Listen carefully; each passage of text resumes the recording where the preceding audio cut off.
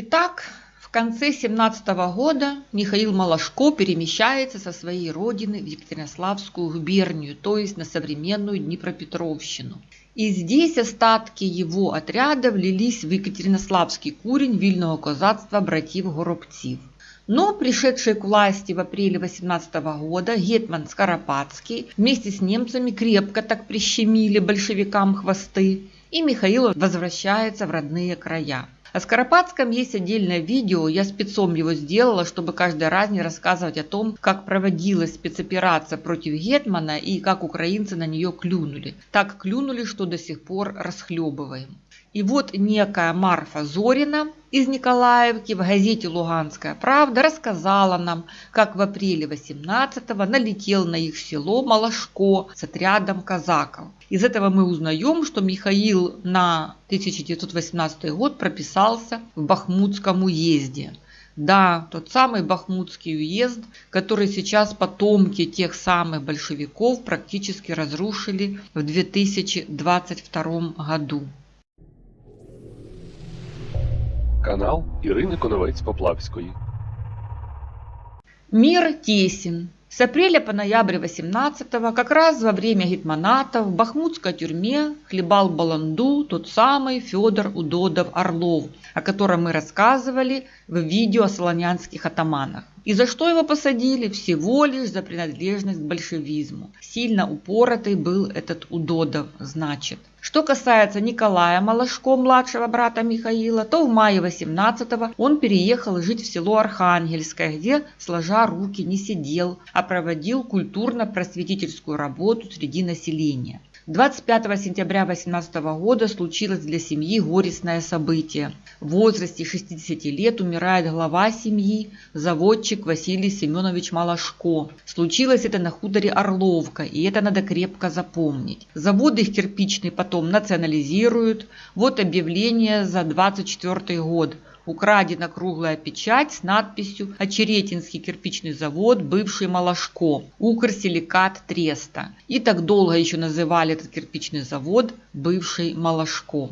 И теперь, чтобы понять, чем занимался Михаил в 18 году, перейдем к воспоминаниям сотника Семена Левченко под названием «8-й Катернославский корпус». Исследователи считают, что Мережко, которого он упоминает, это на самом деле Михаил Малашко. И я поддерживаю это мнение, потому что Мережко приписывается одна черта Михаила, которую отмечали многие его современники – его красноречие.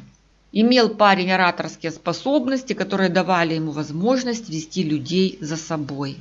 Левченко пишет, что в конце ноября 18-го он прибыл в Бахмут как представитель гетманской власти, которая, как мы знаем, давила большевиков. И если в видео об антигетманской спецоперации мы дали общую картину, то сейчас вы увидите, как это выглядело на местах, как из деталей создается судьба страны. В эпизоде, который я зачитаю, речь идет о том, что гетманцы призвали на помощь войска добровольческой армии. Это был вынужденный, но единственно правильный тогда шаг, чтобы уничтожить большевизм. Но большевики настолько задурили голову населению и проукраинским силам, что мало кто понимал, что белые – это меньшее зло. І це була роковая їх ошибка. Тої ж ночі ми склали команду куріння шляхом виборів, при тому більшість старшин віддавала командування в мої руки. Я ж зі свого боку виставляв себе військовим дорадником при командирі Хорунжому Мережку, який з виду виглядав на людину залізної волі. А що головне, вмів так добре промовляти, ох ті часи революційні, чого не скажу про себе, бо красномовства я ніколи в собі не мав. На тому й порішили. А пізніше життя навчило, що в боротьбі не красномовство важить, а вміння й досвід. Хорунжий Мережко під тим доглядом, якраз там, де треба було, не дописав.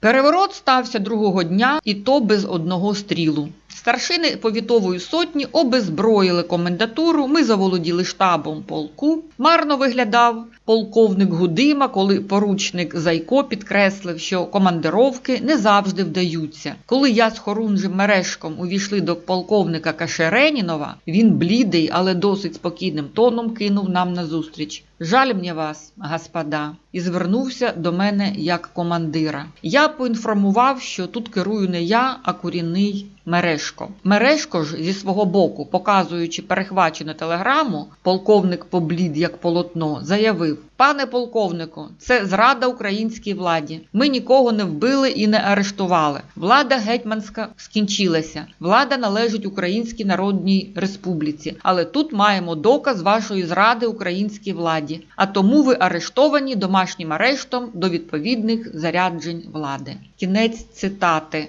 Так, из 62-го Бахмутского полка начали организовывать первый Бахмутский киш, в который объявили мобилизацию. За 2 дня в Курине уже насчитывалось 4 сотни по 300 казаков и селян. Далее в тексте Куриной это Михаил Малашко, черношличники это отряд, возглавляемый атаманом Омеляном Волохом.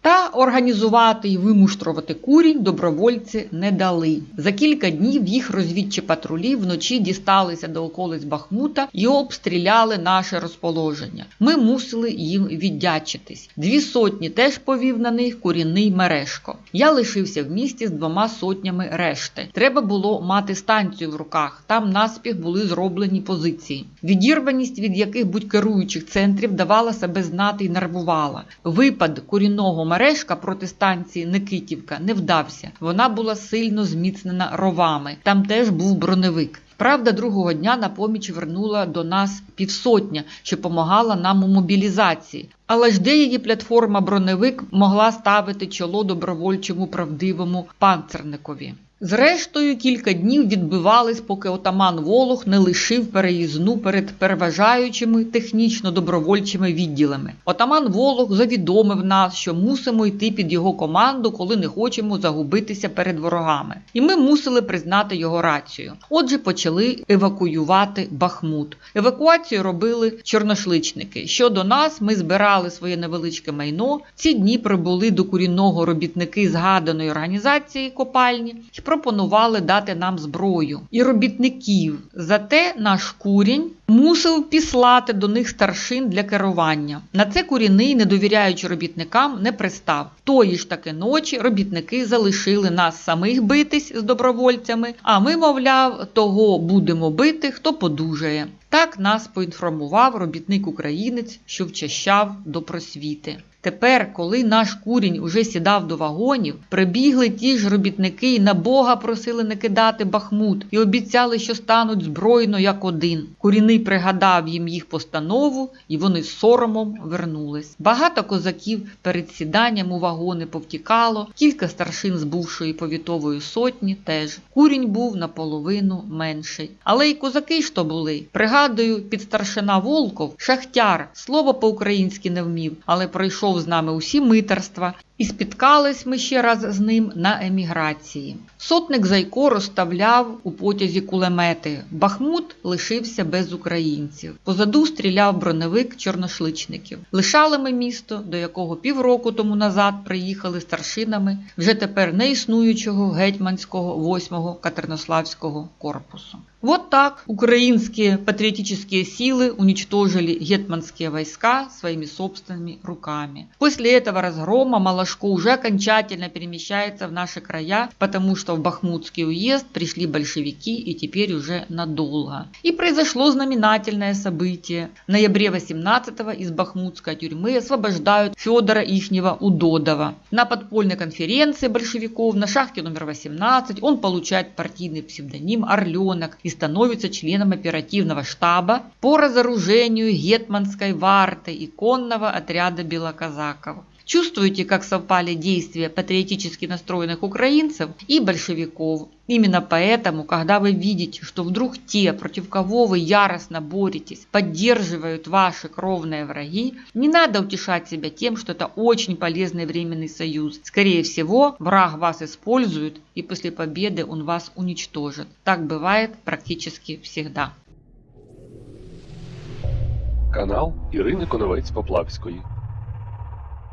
И вот Малашко перемещается в Екатеринослав. А что тут? Какая тут обстановочка? Почитаем Исаака Мазепу. Он, как прямой свидетель, очень точно все описал. Опять же, в дополнение к видео о спецоперации против Гетмана, и чтобы вы понимали, какие методы применял против нас все эти 30 лет с 1991 года этот ваш братский народ. Поднять всенародное восстание – это их методы. И чтобы вы прониклись, чего мы избежали чудом в 2022. Когда только благодаря нашей ЗСУ, благодаря тем украинцам, которые массово побежали записываться в тероборону, а не штурмовать границу с Польшей, благодаря генеральному штабу ЗСУ провалились планы наследников большевизма. А теперь послушайте конкретно, как это большевики провернули в 1918-м, 100 лет назад. Опять же, легенда Павлоградского восстания, которую мы рассказывали, почему она так быстро разлетелась по энциклопедиям? А потому что во всех чекистских методичках еще с 1917 года эти методы описаны. И до сих пор они там печатаны красными буквами, шрифтом 48 размера.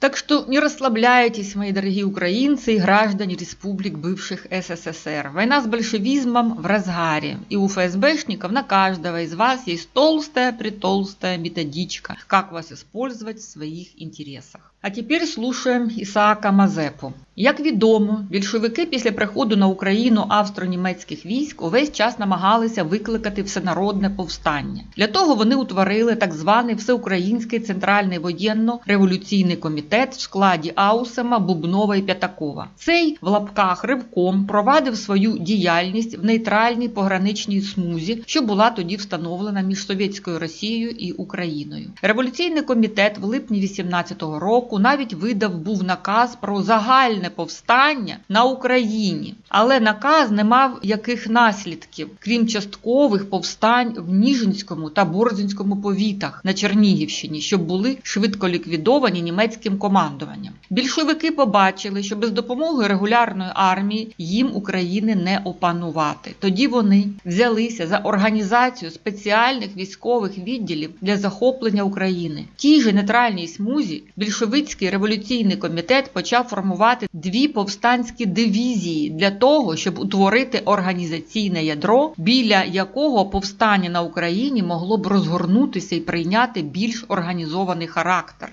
Ці дивізії складалися переважно з українців. Почасти це були рештки більшовицьких відділів, які на початку 18-го року відступили з України. Крім того, тут були втікачі з України, що прийшли сюди від переслідувань гетьманської влади. Наприклад, в червні 18-го року в нейтральну смугу пробилася група з кількасот людей-повстанців Старощанського повіту на Київщині. Вона відступила сюди під проводом Баляса після того, як повстання на Таращанщині, спочатку успішне, було задушене гетьманською владою. Поруч з більшовиками також російське СР вживало заходів для повалення гетьманської влади шляхом повстання. В цей час, коли б українські політичні партії не взяли б ініціативи в свої руки, то російські більшовики, очевидно, захопили б гетьманську Україну ще в листопаді-грудні 18-го року. На Катеринославщині гетьманський режим почав розкладатися і падати ще до оголошення повстання директорії.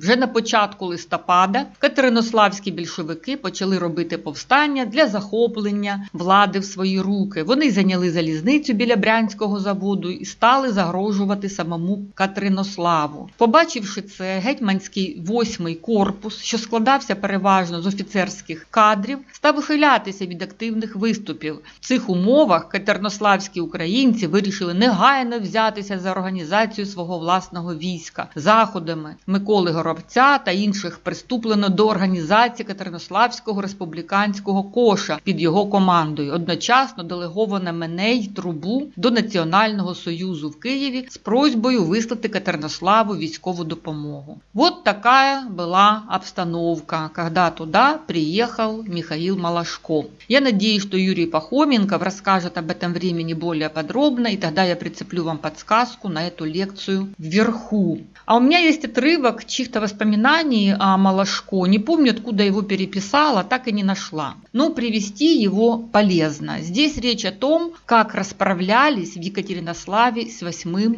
Екатеринославським корпусом. Коли 8-й корпус цього предложення не прийняв, вільні козаки з отаманом Горобцем обступили казарми на кінці міста, де той корпус мав поміщення, і розпочали з ним мимо спротиву німців, які старалися обі сторони погодити, формальну битву, яка скінчилася тим, що половина 8-го корпусу, то є українці, перейшли на сторону республіканців, а друга половина, то є руські, втекли вночі з міста на полудень, щоби з оружем в руці передертися в околиці Криму, де були відділи добровольчої армії. За ними пігнав отаман Малашко, учитель з Гришина коло Юзівки, зі своєю групою і переслідував їх довший час, але не вдіявши нічого, вернув назад до Катеринослава.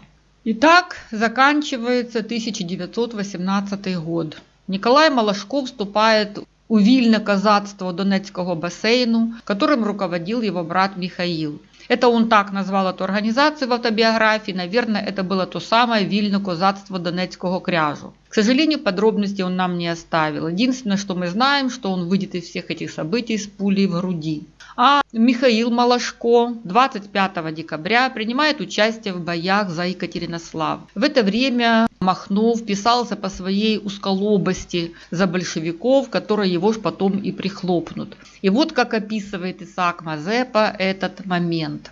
Здивувало українців лише те, що большевики в цій боротьбі проти українців обрали Махна своїм головнокомандувачем і підпорядкували йому всі ті війська, що мали наступати на Катеринослав. Але сили українців були досить значні. В цей час до Катеринослава все більше напливало різних повстанців на чолі з такими ватажками, як отаман Малашко. Українські козаки відступили і дали опір ворогові вже в самому місті. Почався завзятий бій, що тривав 3 дні й 3 ночі. Гулий оповідав, що особливу відвагу та хоробрість в цих боях виявили отаман Малашко і Юхим Божко. Как видим, кроме красноречия, Михаил обладал всеми качествами украинского казака, смелостью, храбростью, мужеством. И, наконец, интересный взгляд участника тех событий Бориса Манкевича. Обычно этот момент замалчивают, но на нашем канале нет лакированных героев. Взгляд Манкевича интересен тем, что он критичный и показывает нам те проблемы, с которыми атаман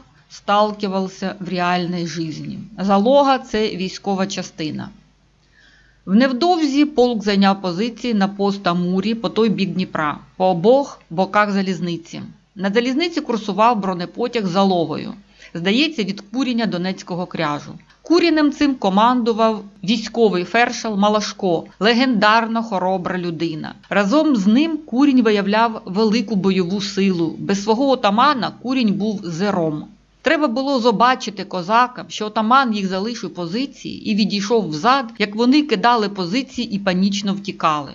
А тим часом гармати гриміли над Катеринославом. Неповинне місто знову переживало страхіття гарматного бомбардування. Богданівці на Амурі трималися міцно, відбиваючи всі атаки ворога. Отаман Малашко з броневиком і ослоною виявляв чудеса хоробрості. Він був тим магнітом, що електризував своїх людей до чину. Але треба було отаманову Малашку піти на перев'язку, він був ранений в боях, до перев'язочного пункту, аби перебандажувати свою ногу. Як броневик з цілою залогою панічно залишав позиції і тікав. Стрілою вилітав отаман, не докінчивши перев'язки, назустріч своїм козакам. «Дітки, хлопчики мої, не тікайте, я тут з вами!» – кричав їм назустріч отаман, шкандибаючи на раненій нозі. І тільки побачивши свого отамана, дітки затримувалися і знову йшли з ним вперед. «О, Господи Боже, навіть перев'язки не дадуть зробити!» – говорив отаман, зітхаючи. Але мати такого союзника для нас не дуже було вигідним і деморалізуюче впливало на наших запорожців. Тому командант полку наказав змінити Курінь Донецького кряжу і обсадити бронепотяг богданівцями. И если вы хотите больше видео о тех исторических событиях, которые определили судьбу страны, то подпишитесь на канал, чтобы не пропустить то видео, которое поможет вам принять правильное решение сегодня. Так прошел еще один насыщенный событиями год Михаила Малашко. Тело в ранах, а душа закалена в битвах и политических баталиях. Атаман показывает чудеса храбрости, имеет авторитет и уважение. Политически предан УНР. К сожалению, не принял власти гетмана, поддался на всеобщую истерию против Скоропадского. Но надо отметить очень важный момент. Если в 1917-м он был самостоятельным игроком, как это было на Луганщине, то в Екатеринославе Малашко со своим отрядом вошел в подчинение другим командирам более высокого ранга. И вы знаете, еще такой момент хочу отметить. Я когда собираю материал о своих героях, то всегда проникаюсь их жизнеописанием. Но такого, как с Михаилом Малашко, еще не было. Прямо мурашки бегают. Меня аж трясет. Такая сила шла от этого человека. Такой клятый патриот мог выкристаллизоваться именно на крайнем востоке Украины в соприкосновении лицом к лицу с великодержавным шовинизмом.